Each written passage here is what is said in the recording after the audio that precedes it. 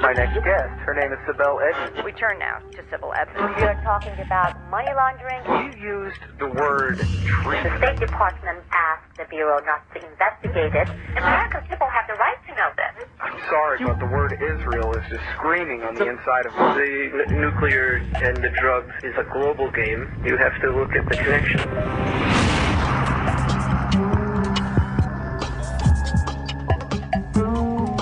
Sibel Edmonds, born to a Turkish family in Iran, spent 6 months as a translator for the FBI. It put her at the heart of a major intelligence scandal.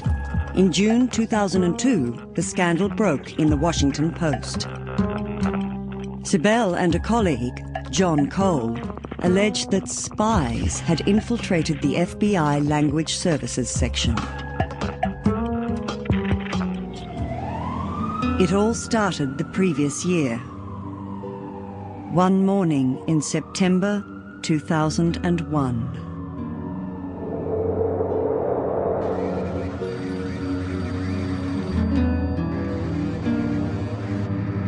I never planned to be a language specialist. This was not what I was planning.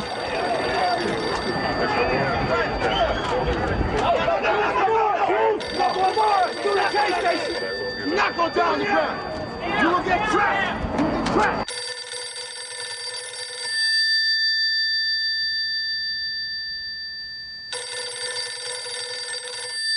4 days after September 11, I got this phone call and they said they really needed my services and they had completed the background check and when could I start? There were all these documents, there were all these audio tapes that needed to be translated. There were all these people who had been detained and they needed to interrogate them and most of these people didn't speak English. Our first effort is to identify any associates related to the hijackers. Victory will come over time. Responded immediately, more than And at that point, the chaos of that time period with September 11 and, it was, how could you say no?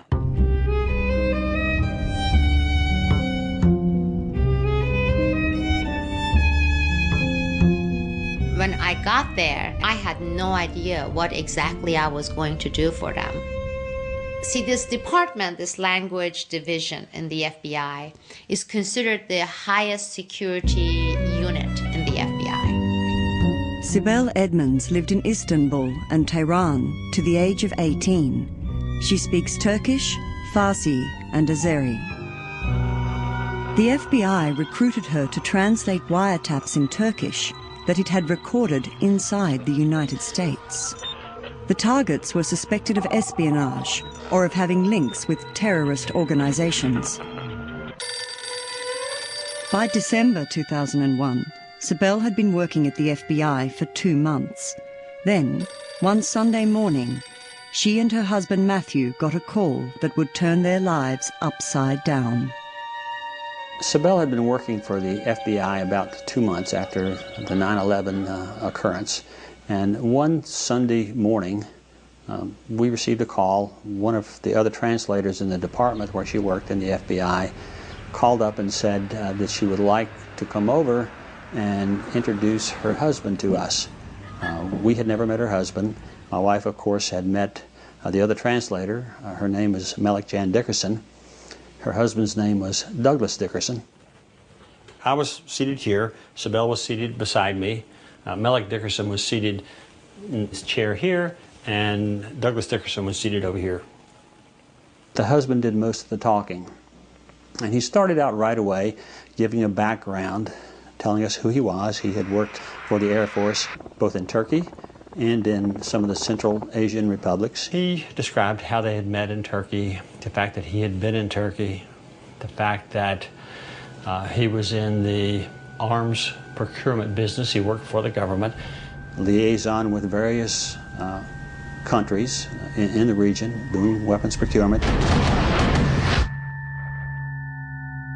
But fairly rapidly, he started to describe the fact that he had friends in the Turkish community. He wanted to know whether or not we knew about some of the Turkish organizations, and I said that, well, I thought you need to have some sort of business relationship with Turkey or a reason to be a member of that organization. He at that point said, "You, Sibel, all you have to do is tell them who you are and what you do, and you can be a member of that organization, and then you can retire with a very good life."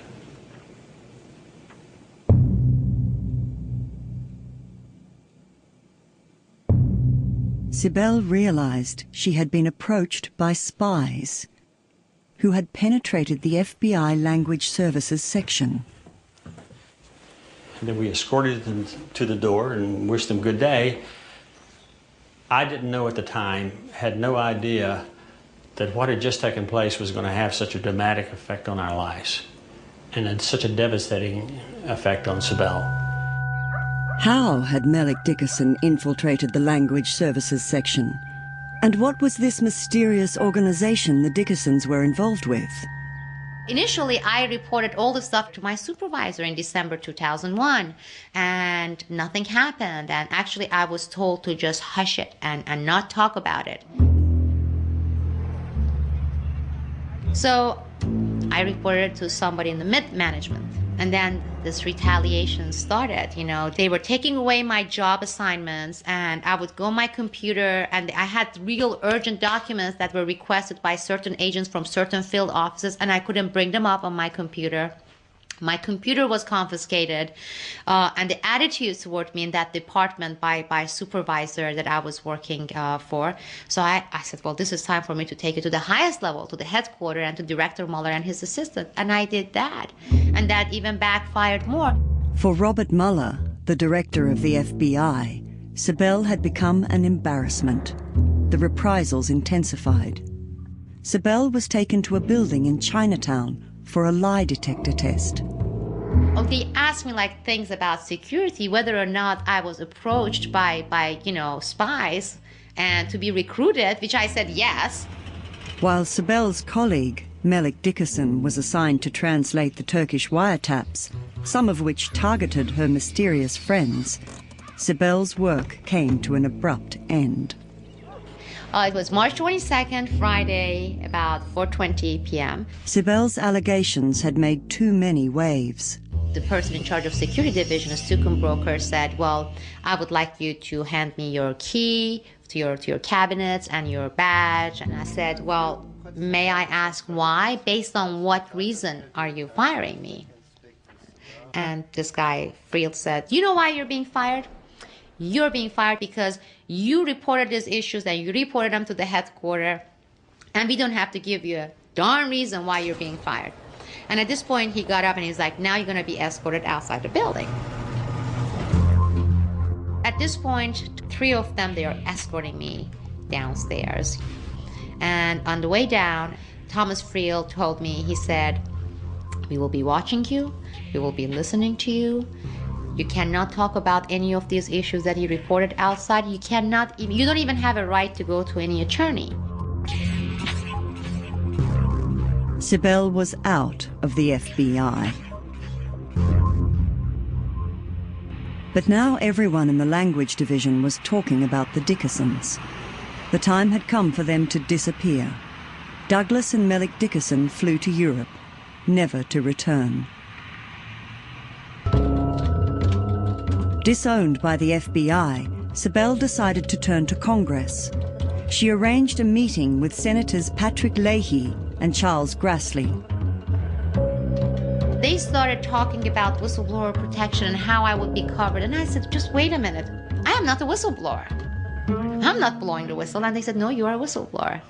And I said, no, I'm not a whistleblower. It took me months and months until I just kind of resigned. I said, fine, I'm a whistleblower. Sibel didn't stop there. She filed 2 claims, one for unfair dismissal and the other for breach of freedom of speech. The Department of Justice had no choice but to start an internal inquiry.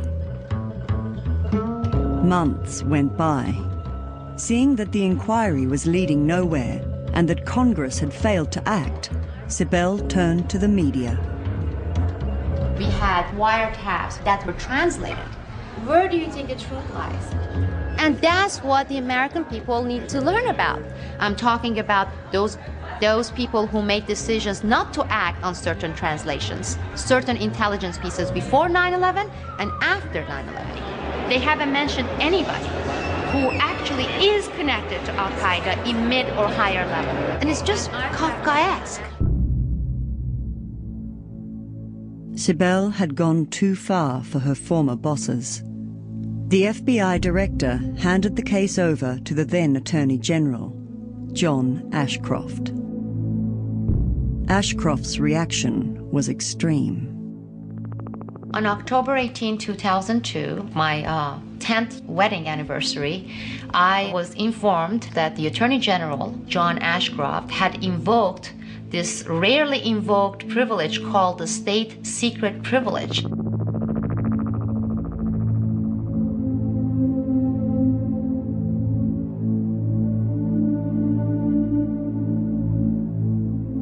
Based on this privilege, everything that had to do with my case was considered top secret, classified, and a matter of national security, which requested the courts to put a stop in any process that dealt with my case, whether or not I was right or not.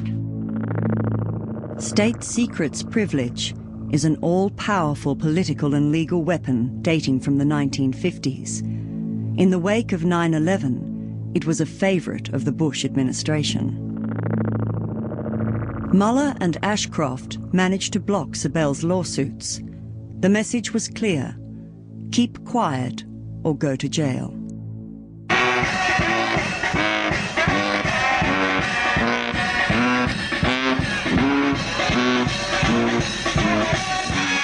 Gagged in the name of national security, Sibel said no more for 2 years.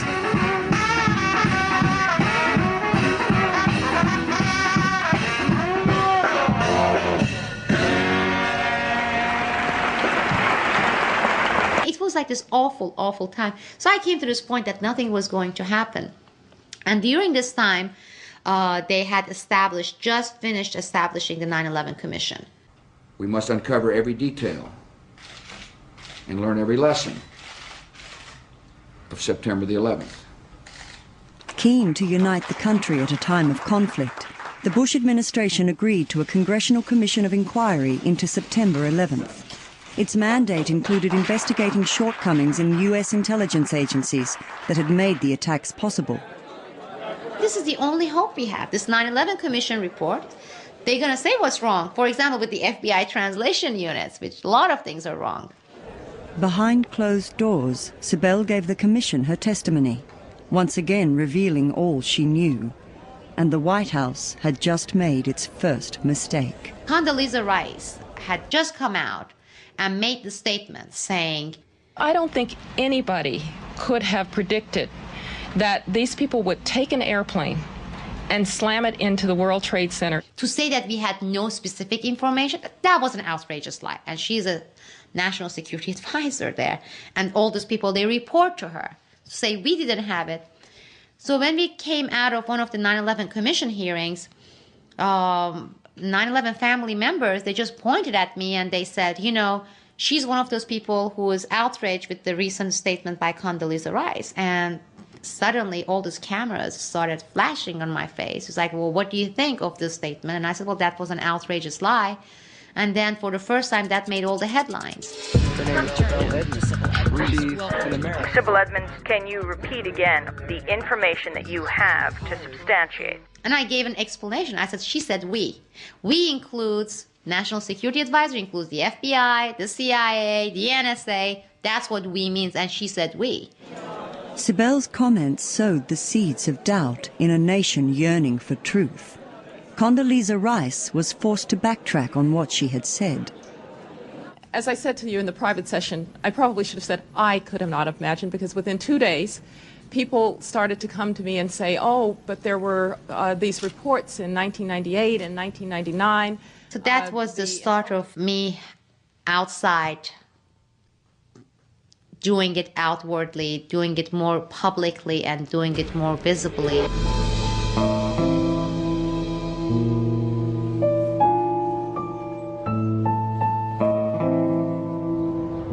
On the 24th of July, 2004, the 9/11 Commission released its report. America looked to it for the truth. But not one of the report's 567 pages made any reference to Sibel's claims. Good morning. My name is Lori Van Auken. On the morning of September 11th, my husband Kenneth was killed while at his office on the 105th floor of the North Tower at the World Trade Center. The 9/11 Commission's report is supposed to provide the definitive account of what had transpired on September 11, 2001. We hoped that our thousands of unanswered questions would be addressed and answered. Yet incredibly, we have found that the Commission's definitive final report has actually yielded more questions than answers. That was like, oh, is this what we've been waiting for? Was going to put all the stuff and say what's wrong with the system and have individual accountability. None of those. I want to know who the whistle blows. It blows for you. What we got truly insulted the intelligence of the American people. Get off the couch. Violated our loved ones' memories. Raise up your hand. And might end up hurting us one day soon. Time to take a stand. I locked myself in this room for 3 days and started reading everything line by line. Don't tell me that's just the way that it goes. I was outraged. I need to know what Sibel Edmonds knows. So do you. National security whistleblowers tried to testify before the Commission, but were either not asked to testify or their testimony was only barely acknowledged, or worse yet, completely omitted from the record. Take off the gag. They complimented everybody. Take off the gag.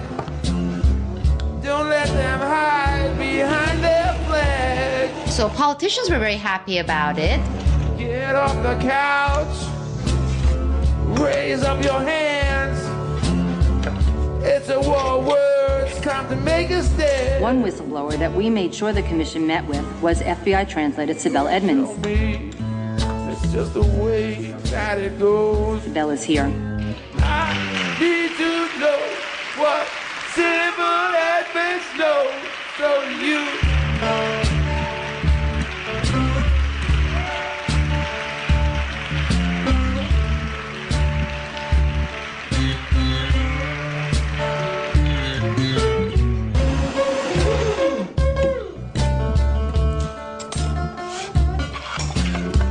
This is just the biggest whitewash, and this is not what they promised they were going to give the American public. There were 3 holes that I could see in this work of fiction.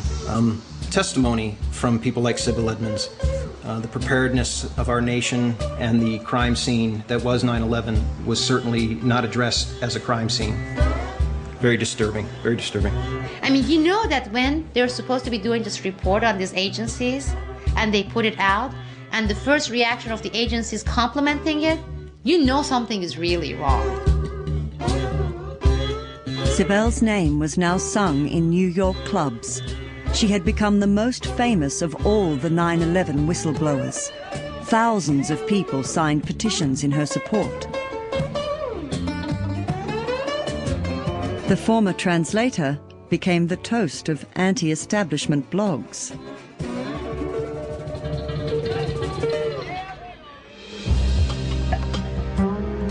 Supported by the Vietnam-era whistleblower Daniel Ellsberg, Sibel called upon disaffected intelligence agents to join her. Around 100 soon did so. Many of them had been tracking Islamist terrorists before September 11th, but had since been reassigned to the red herring of Iraq. For Sibel, it was time to strike back. She set up the first national security whistleblower network. Good afternoon. My name is Sibel Edmonds, and today we are having this press conference here as National Security Whistleblowers Coalition. Once you start hearing these names, it's going to become more real to you, the concept of national security whistleblowers and who these people are. Yo, gentlemen. Edward Costello, former Special Agent, Counterintelligence, FBI. John M. Paul, former Veteran Intelligence Operations Specialist, FBI. When you're going to hear people like 20 years of experience, have gotten this many medals, this many awards, patriotic, highly awarded, competent people, and they're being reduced to nothing. Steve Elson, Veteran Agent, FAA. John Vincent, Veteran Special Agent, Counterterrorism, FBI. We were compelled to go public only because the FBI wouldn't listen to us. If nothing happens, there will never be another FBI agent to come forward. And who will suffer when this happens? We all will. Matthew Fogg, Chief Deputy U.S. Marshal, INA. Until Congress takes a proactive role to make sure that if anything happens to you, that it will be brought to front. That's what this whistleblower network is about. It's saying enough is enough. Thank you very much. Senators have tremendous power. They can say, we are going to have an open public hearing. We bring in Sibel Edmonds, we bring in those people involved, we put them under oath during the public hearings, and we have them testify. Dan Ellsberg, former Special Assistant to the Assistant Secretary of Defense, DOD. Every federal employee shall put loyalty to country above loyalty to person, party, or government agency. I mean, what happens when you hear scandals after scandals about the FBI? Seeing these whistleblowers and seeing the number increasing exponentially, you're saying this is time, and we're going to let the public decide. In the audience was a British journalist, David Rose, who'd been following Sibel's story for months. Sibel Edmonds' case is interesting from several points of view, but the overriding factor is that nothing of what she came across at the FBI can really be aired. Now, this is bad from both points of view. If Sibel Edmonds was making it all up and was a fantasist, the state secret's privilege means that people she's wrongly accused have no way of proving that they're entirely innocent of the allegations that she has made and continues to make against them. But if she's telling the truth, then the American public is being kept in the dark about matters which I think probably most people in America will be actually keen to know about. Manhattan. On the 15th floor of a tower block overlooking the East River is the headquarters of the American Civil Liberties Union. It agreed to represent Sibel. Sibel had lost her case against the FBI because of state secrets privilege. For her appeal, she would be represented by Ann Beeson and Ben Wisner. It's really phenomenal to me that any court could look at her case and say, no, it can't go forward, no, she can't proceed or win her claim. What you have here is the Attorney General of the United States saying the plaintiff can't even set foot inside a court because the entire case is a state secret. The defendant is the Justice Department. It's the FBI that committed the wrongdoing. And it's the Justice Department's own internal oversight body that has concluded that our client should win. And that cannot be. Not in a democracy. No, it can't be.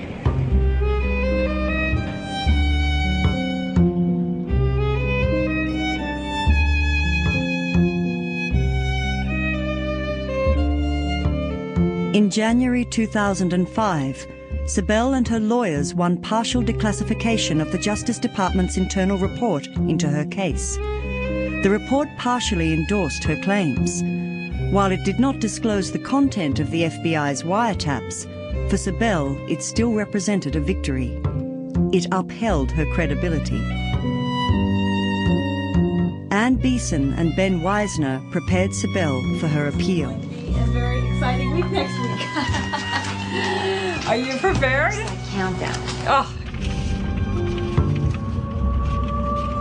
Also in 2005, Sibel's name was mentioned for the first time in a book. Paul Sperry, a journalist, had investigated Islamist networks in the United States. He took a new look at Sibel's case.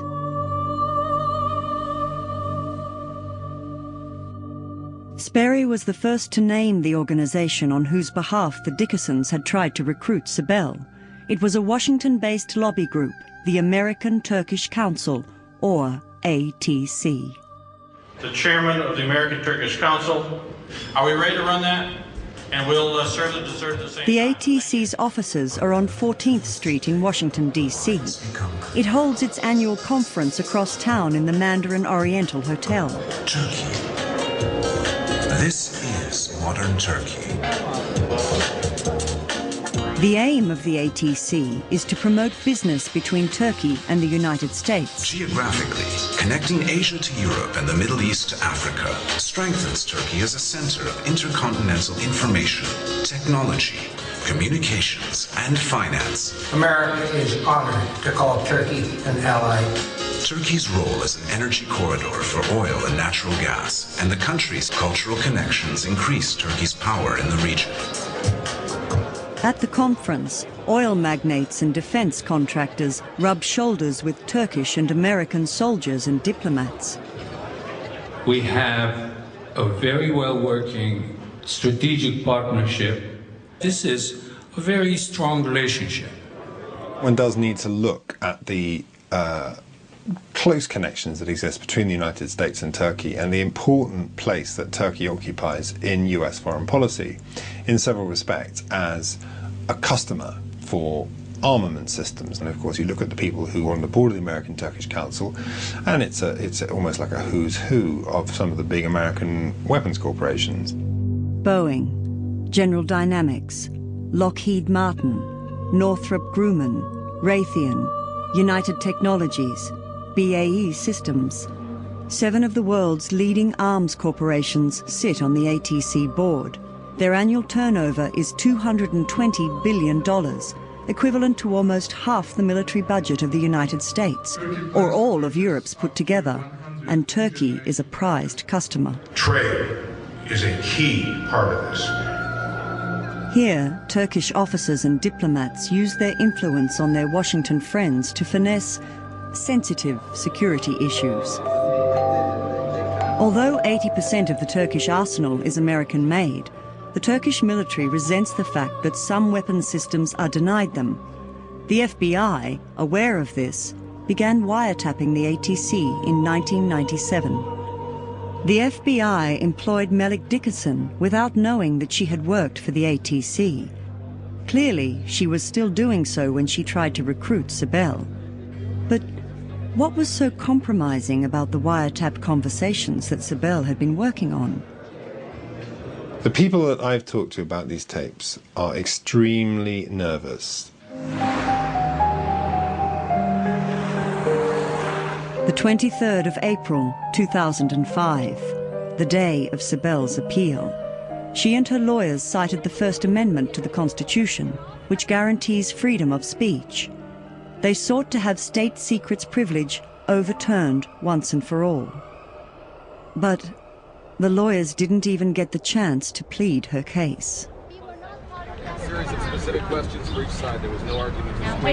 Yes, they excluded us. Good morning, afternoon, what is it? Hi, everybody. I'm Ann Beeson. I'm the Associate Legal Director of the American Civil Liberties Union. As you all know, we just had an argument inside the courthouse in Sibel Edmonds' case against the Department of Justice.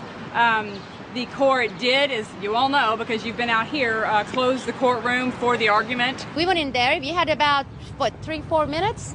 And then we were kicked out. And they spent another 10-12 minutes with the government attorneys. We don't know what they talked about, but we will be waiting for their decision. It's clear that it should go forward because the Justice Department's own Inspector General concluded that her allegations were fully supported and that the FBI terminated her services because she made them. Look, when the Attorney General came initially and invoked the state secret privilege, okay, he cited 2 reasons: to protect certain sensitive diplomatic relations and to protect certain foreign business relations of the United States. Now, they are saying that whole information, everything, is classified. We don't know what diplomatic relations they are referring to. They must be ashamed of it because they don't want to mention it. So we have certain diplomatic relations that prevents criminals being, prosecuted here. And I'm talking about the criminals in the United States of America, American citizens. I'm not referring to only foreigners. That's your fight too. As much as it is my fight, it's not only for whistleblowers, it's your fight too. I lived in America. Okay, bye.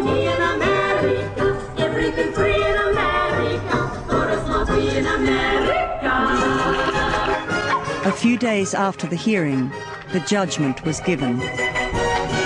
Sibel lost her appeal. Her lawyers now considered Sibel to be the most gagged citizen in American history. Only one avenue remained open to her, the Supreme Court.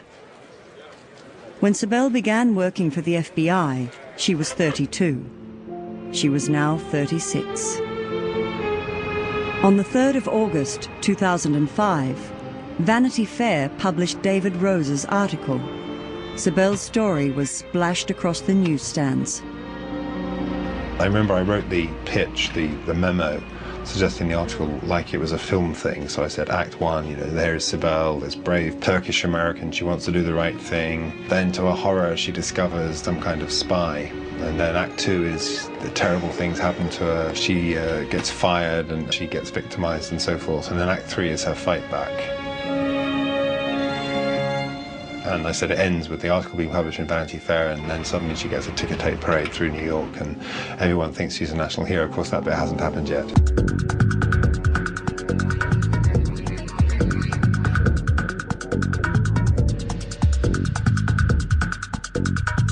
What Sibel told congressional investigators was that there had been investigations into Turkish targets.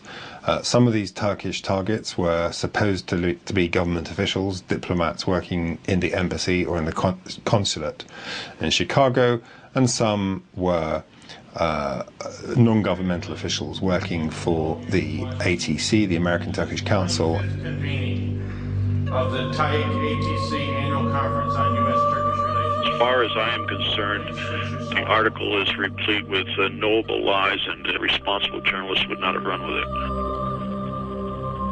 It says, but the wiretaps suggested to Sibel Edmonds that the Washington office of the ATC was being used as a front for criminal activity, and that we would deny in the absolute strongest possible terms. But there was a bigger bombshell than that. The article also revealed that Sibel had reported hearing Turkish wiretap targets boasting of a covert relationship with Dennis Hastert, the Republican Speaker of the House of Representatives. He denied it through a spokesman. This is all nonsense. It's not being reported by the mainstream press because there's no factual evidence. The reporter does not have a transcript of any wiretap conversations that we know of. And even if we did, it's preposterous. The speaker does not have any connections to American Turkish interests. Makes for great summertime reading. And the next thing the magazine will do is blame the speaker for the Jennifer Aniston-Brad Pitt breakup. In a country rocked by intelligence scandals ever since September 11th, the revelations in Vanity Fair didn't cause much of a stir. Sibel went on waiting for the Supreme Court decision. This article only deals with two angles of much more. I'm not the only one who knows about this. Too many people know about this. The fraudulent 9/11 commissioners, every single one of them knows about my case and the details and the names and all the specifics. Several people within the United States Congress do know. Everybody in the FBI involved, they know. Everyone in Department of Justice, they know. My goal has been exposing the criminal activities. Criminal activities where money laundering, narcotic activities, and nuclear black market converge with terrorist activities. Put out the tapes, put out the wiretaps, put out those documents. Put out the truth. The truth is going to hurt them. The truth is going to set me free. Let's finish. Some people in influential positions in America do not want the full truth about Sibel's case to come out.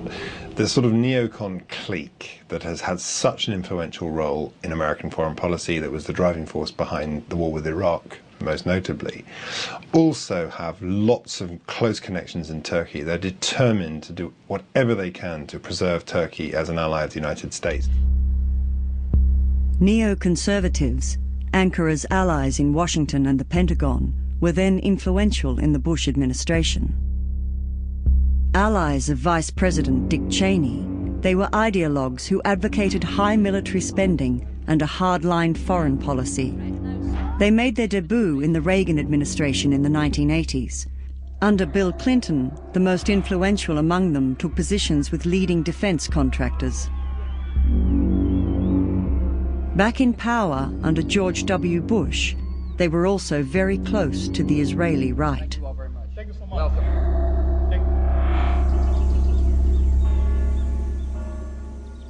7,000 kilometers from Washington, another man has inside information. Ex-CIA officer Philip Giraldi, formerly based in Turkey, is retired and living in Tuscany. He has a disturbing take on the case of Sibel Edmonds. Around about a year ago, I realized that I understood what the full story was and what she was trying to say, although she couldn't do it publicly because of the gag order. For me, the full story was to follow the money on this. Giraldi wrote a column about Sibel's case in the American Conservative magazine. He reviewed the activities of the American-Turkish Council and other Turkish and Israeli lobby groups, their financial links with the Turkish authorities, and their links with what he called the military-industrial complex neocon network. Turkey is interested in being able to purchase embargo technologies and that sort of thing that you'd like to get. And knowing the players in the game from my time in the Central Intelligence Agency, I assumed that the Turks and the Israelis and these people, most of whom came out of the Department of Defense, would have been dealing in weapons. In recruiting Israel's top supporters in the United States, the Turkish generals knew what they were doing. Over 10 years, Turkey received more than $12 billion worth of military assistance from the US. A grateful Ankara opened its airspace to Israel. The Anatolian Plateau, bordering both Syria and Iran, was a godsend for Israel. By the mid-90s, the triangle of the United States, Israel and Turkey had entered its golden age. Giraldi identifies two figures of the neoconservative right as typical of the American allies of Turkey and Israel.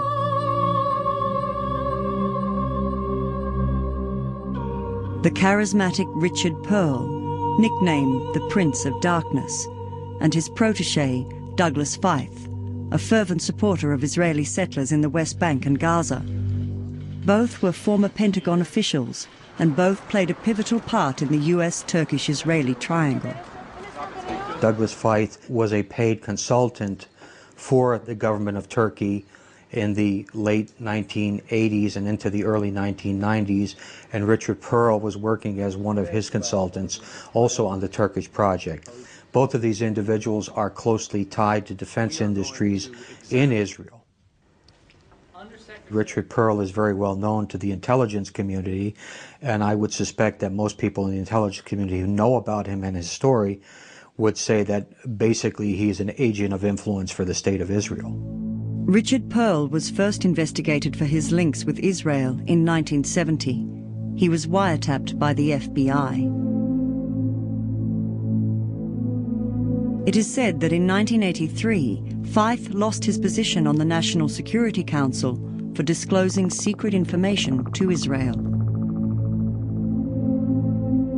In 1986, 88, and 98, their closest associates were investigated over similar allegations.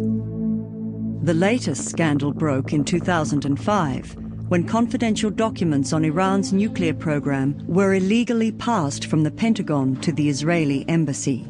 Once again, Feith was in the firing line. Mr. Shukri, did anyone in your office give classified documents to Israel or Ahmed Shalaway? No.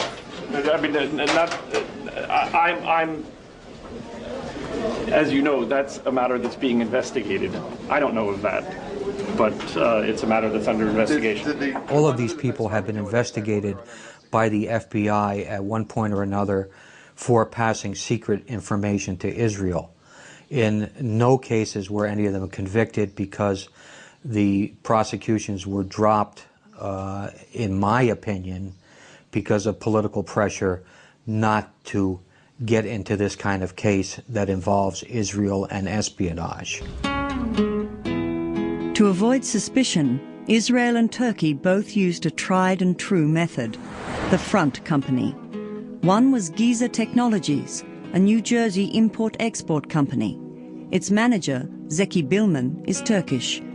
His conversations, monitored by the FBI, were translated by Sibel Edmonds. In 2003, Giza Technologies shipped 200 triggered spark gaps, devices that could be used to detonate nuclear weapons, to an Israeli broker in Cape Town. Their export, like that of enriched uranium, was restricted to signatories of the Nuclear Non-Proliferation Treaty, such as South Africa. If you want to circumvent the system, what you do is you sell the weapon to a country that is entitled to buy it, and that country, acting collusively with you, will forge or alter the end-user certificate, so the weapon actually winds up somewhere else. From Cape Town, Giza's detonators were sent straight to Pakistan. 6 months later, the Israeli broker was arrested. There was an inquiry, but Giza was never investigated. That was a mistake, says journalist Joseph Trento. Why wasn't Giza exposed? Well, the answer is Giza wasn't exposed because it may have been used for other operations in the past. It may have been a front for the U.S. intelligence service, most likely Israeli intelligence from the description of the people involved. While the United States and Turkey has had a very close relationship, there's no closer relationship than the United States and Israel. Now, why would the Israelis help the Pakistanis get parts for a bomb? Well, the only way they would do that is if the United States requested it. On the outskirts of Islamabad, the recipient of Giza's detonators is now under house arrest. His name is Abdul Qadir Khan. A metallurgical engineer trained in the Netherlands, he was the father of Pakistan's nuclear program. It was launched in the late 1970s with the aim of matching India, which already had the nuclear bomb. Companies in Turkey have helped Pakistan's nuclear weapons program since almost the beginning of Khan's effort. David Albright is an international expert on nuclear proliferation. He knows the dark side of Pakistan's nuclear arms race and the role Turkey plays in the nuclear black market.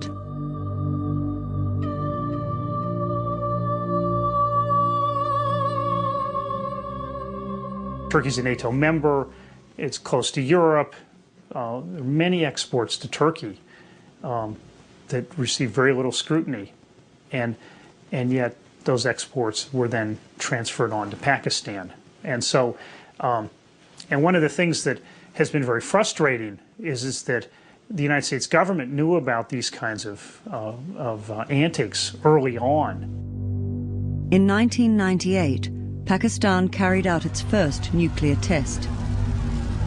Abdul Qadir Khan became a national hero as the father of the Pakistani bomb. Or, as fundamentalists called it, the Islamic bomb. It's quid pro quo. Remember, the goal in the 1980s was to defeat the Soviet Union and use Pakistan as an aid to Afghanistan in making that happen. And the Reagan administration gave Pakistan anything it wanted. In early 2004, a huge international police operation uncovered the AQ Khan network, the most extensive nuclear proliferation network in history. Khan's principal associates, among them a number of Turkish businessmen, were arrested. AQ Khan has confessed his crimes, and his top associates are out of business.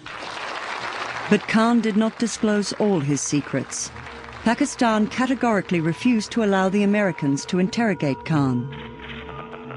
I think it's fair to point out that the Khan network is still operating. It's not been shut down. The Pakistanis have not been shut down. And top Pakistani officials, generals, public servants, etc., have been rewarded because of this activity. And the United States has done nothing. There's concern that some kind of transfer happened to Al-Qaeda back when the Taliban were in control of Afghanistan. It's more speculation, but there's still worry that some people associated with Khan or the Pakistani nuclear weapons program provided some kind of assistance to Al-Qaeda. For over 20 years, another woman had been on the trail of the nuclear black market. Her quest took her from Pakistan to Turkey along the old Silk Road, now a trade route for oil, gas, weapons and heroin. Her identity should never have been made public.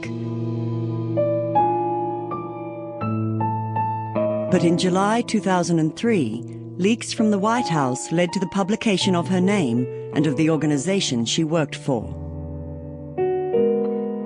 Her name is Valerie Plame, and she worked for the CIA's Counter-Proliferation Division. The Plame affair soon grew into a scandal. Revealing an agent's identity is a federal crime. Who would dare to do it? I and my former CIA colleagues trusted our government to protect us as we did our jobs. That a few reckless individuals within the current administration betrayed that trust has been a grave disappointment to every patriotic American. The media interpreted the leak as retaliation against Valerie Plame's husband, Ambassador Joseph Wilson, who had queried George W. Bush's claims about weapons of mass destruction in Iraq. The name of the company Valerie Plame used as a front was also disclosed. She worked for a company called Brewster Jennings, and that Brewster Jennings apparently was working against the target of Turkey, meaning that Turkey was being investigated by the CIA as a proliferator of weapons.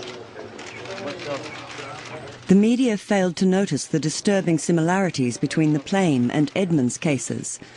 Like Sibel, Valerie Plame worked in the area of nuclear trafficking, and like Sibel, her investigations foundered when she approached the Black Sea region. The name Valerie Plame, I was not familiar with that name until it became public. But if someone were to ask me about Brewster Jennings, that would be a different question, and it would be a different story, but a story that I could not comment on because, as you know, I cannot talk about the targets of investigations or issues, details that I dealt with during my work with the FBI. What Sibel could not say was published in the Turkish newspaper Hürriyet in November 2005. One of Valerie Plame's and Brewster Jennings' targets was the American-Turkish Council. The Plame and Edmonds cases are part of the same story. That same month, the Supreme Court decided not to review the lower court decisions on Sibel's case. But Sibel's fate had in fact been sealed 3 years before, at a high-level meeting in Washington. The state secret privilege was invoked not by the FBI, but by the Pentagon and the State Department. They requested that Sibel Edmonds not be able to speak on this issue. Thank you very much. I'm sorry about Edmonds, and I'm sorry about Plame. I'm sorry about all these people. But I can name hundreds of others who've tried to stop things like this and seen it before. And this is a repeat. The difference is the Bush crowd plays rougher than any of them. Penn American Center is pleased to present Sibel Edmonds with the 2006 Penn Newman's Own First Amendment Award.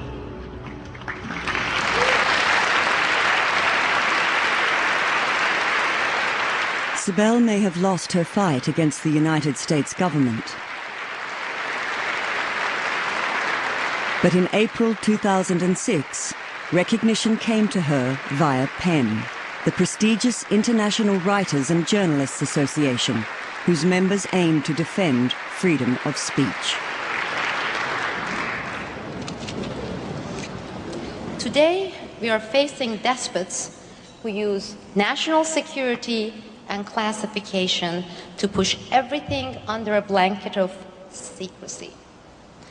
to gag and call it a privilege. Unless we recognize these attacks for what they are and stand up and speak out, no, shout out against those despots in government, then we are doomed to wake up one sad morning and wonder when and where our freedom died.